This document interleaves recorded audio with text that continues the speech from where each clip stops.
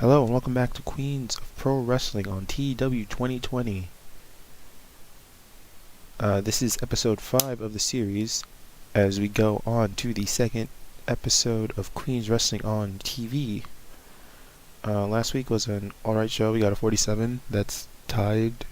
That's pretty much what all of our shows have gotten besides the 41 at the, I think, finals of the Queens World Title Tournament. So we hope to continue growing our roster and expanding the characters that we've established so far. You'll see more storylines advanced, and hopefully it's a good show. So we'll see you there. Thanks. Hopefully enjoy the show is what I'm trying to say. Okay. Once again, another show opens up with Stephanie McMahon, the creator of women and women's wrestling. She thanks everyone for the success of the first TV show last week, and she says that last week was only the beginning. She said she would deliver to the fans the best, and she will. Mark her words, Queens of Pro Wrestling will be at the forefront of the wrestling world in the years to come. This is her promise to you and to her roster. You being the fans. Next segment. 63, not bad from Stephanie. She went off script and performed well. Announcing quality lifted the segment. Color commentary gave the segment a boost. Angle got the crowd hotter, and it got the show off to a great start. So, good stuff all around.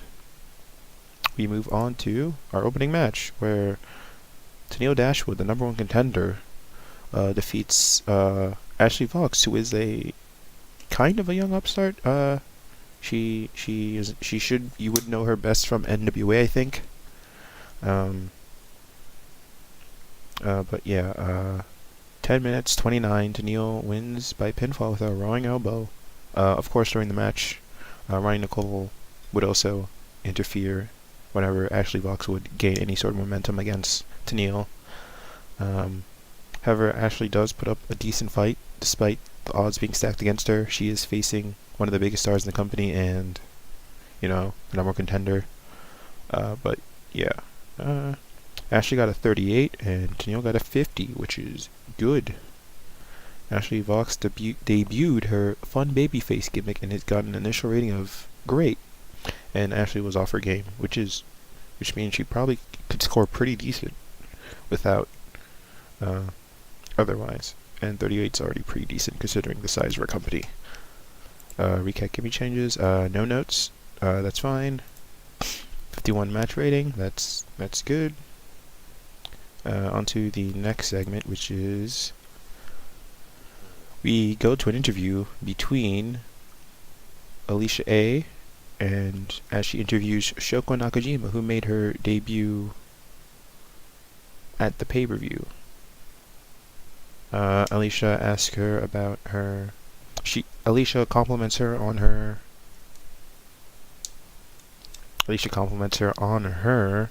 debut and successful debut and strong showing so far in Queens, and she asks if Shoko has any goals, maybe wants to look for the title. But before Shoko can really say anything, Jamie Senegal debuts and interrupts the interview. She just looks Shoko up and down and says she's not impressed, and then move on.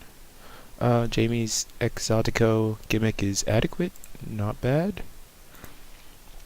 Alicia A. debuted her staff member gimmick, and it's poor, which is fine. Losses do not hurt momentum as much as usual. That's pretty good. It's good, bro.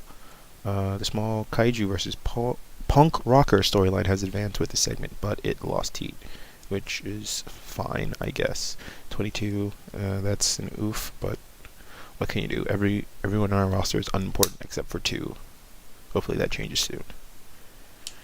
Next segment, we get a debut video for Tam Nakano. She talks about, it's pretty much a short introductory video for her.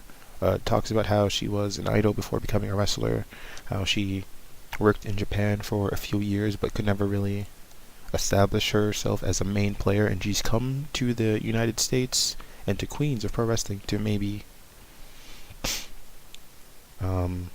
showcase her talents and maybe prove that she is in fact a top competitor and she is one of the best. Her fun babyface gimmick is very good, which is good. Very marketable gimmick and will sell a lot more merchandise than usual. This makes me happy because Tam Nakano is one of my favorite people in wrestling. She's a very good wrestler and she's very adorable. On to the next segment where Tam has her debut match against Jamie, and Jamie picks up the win with a spinning back kick in 9:35. Not bad.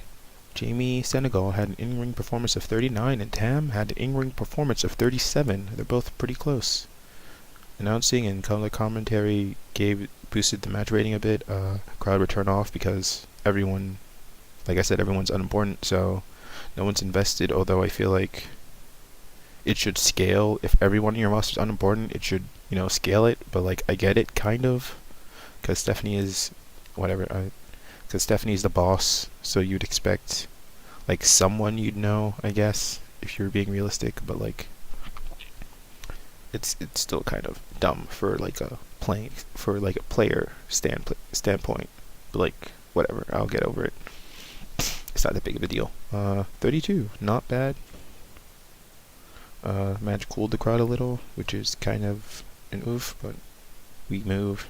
Next segment, we hype up the main event as we see Jungle Kiona take on Deonna Purrazzo to, I guess I can't say younger. I guess they're in middle range.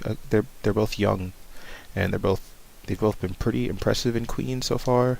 They've scored some of the highest performance ratings I've gotten the save. So I guess storyline wise, they're two of the most impressive in the fans. Because in the gauntlet that happened at the final event for the Queens World title, they did face off. Kiona got the upper hand over Deonna, and right now we're going to see if Deonna can redeem herself or Jungle will beat Deonna again. In a 54, one of the best matches we ever had, Jungle Kiona defeats Deonna Purrazzo in 14:49 by pinfall with a spinning gut-wrench powerbomb, which is the hammer throw powerbomb, I believe, is what she calls it. Jungle with a 45 and Deonna with a 53. They do not seem to click, and it made for an awkward bout. This match got the crowd hotter. That's a really good main event. I am happy with this. It's a shame they don't click because I think a feud between them could be cool, but it's fine. 54 segment rating. Let's finish the show and see what we got. 52. That's our best show. Increased our popularity in 7 regions.